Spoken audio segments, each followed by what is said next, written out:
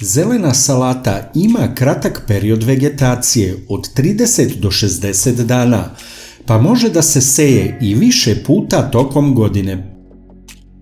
Najbolje ipak uspeva kada su prijatne prolećne ili jesenje temperature. Zelena salata ne voli visoke temperature, tako da leto nije opcija za uzgoj na otvorenom. Za setvu možemo izabrati dve vrste zelene salate, kristalke, salate kovrđavog lista ili puterice, salate glatkog oboda i nešto nežnije strukture. Omiljena sorta mi je Great Lakes i nju najviše uzgajam. Ima izvanredan ukus i hrskave listove. Iako zelena salata može da se seje direktno na otvorenom, najbolje je proizvesti rasad u kontejnerima. Koristio sam plastične balone od vode za proizvodnju rasada zelene salate. Zasejte seme zelene salate na vreme. Vrlo brzo niče i za par nedelja imat ćete sopstveni rasad. Kada mlade biljke dovoljno stasaju, mogu se rasađivati u baštu. Zbog kratkog perioda vegetacije ne vodi se mnogo računa o potrebama zelene salate u pogledu hranjivih sastojaka, pa onda dobar prinos često izostane. Zemljište za zelenu salatu treba biti humusno i da dobro zadržava vlagu. Zemljište treba biti bogato azotom i fosforom za zelenu salatu. U početku je važniji fosfor, a kasnije, što je više zelene mase, potreba za azotom se povećava. U ovoj fazi bilo bi idealno zalivati zelenu salatu sa kompostom od koprive, koji je sjajno azotno đubrivo.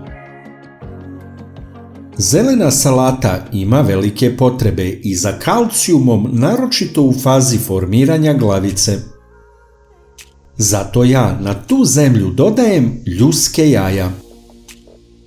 Ljuske jaja su verovatno najbolji prirodni izvor kalcijuma.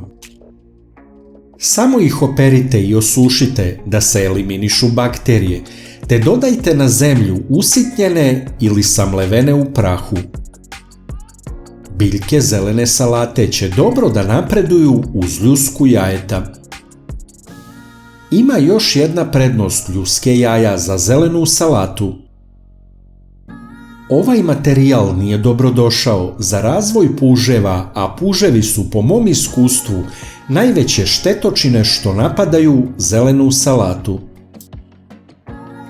Ljuska jaja deluje kao repelent za puževe. Ima još jedan materijal koji redovno koristim kao đubrivo za zelenu salatu i repelent protiv puževa, a to je pepeo od drveta. Možete koristiti umereno pepeo za zemljište gdje sadite zelenu salatu, ali pazite da to bude isključivo pepeo od drveta. Pišite iz koje zemlje gledate i podelite video sa prijateljima. Prilikom sadnje zelene salate na otvorenom treba ozbiljno uzeti u razmatranje upotrebu mulch folije. Postoje folije na kojima sami bušimo rupe, ali i tipične folije za zelenu salatu sa već izbušenim rupama. Doprinos folije zaista može biti veliki kada imamo u vidu da folija dobro zadržava vlagu i sprečava rast korova. Sva vlaga i hranjive materije iz zemlje su dostupne direktno za zelenu salatu. U ovakvom modelu uzgoja možemo očekivati da će i glavice zelene salate biti kvalitetnije i znatno veće.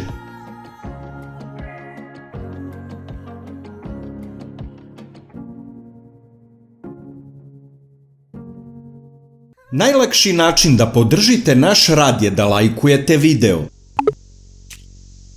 Kliknete na dugme prati, zatim na zvonce i na kraju potvrdite zvonce. Ovo za nas znači mnogo. Hvala vam na podršci.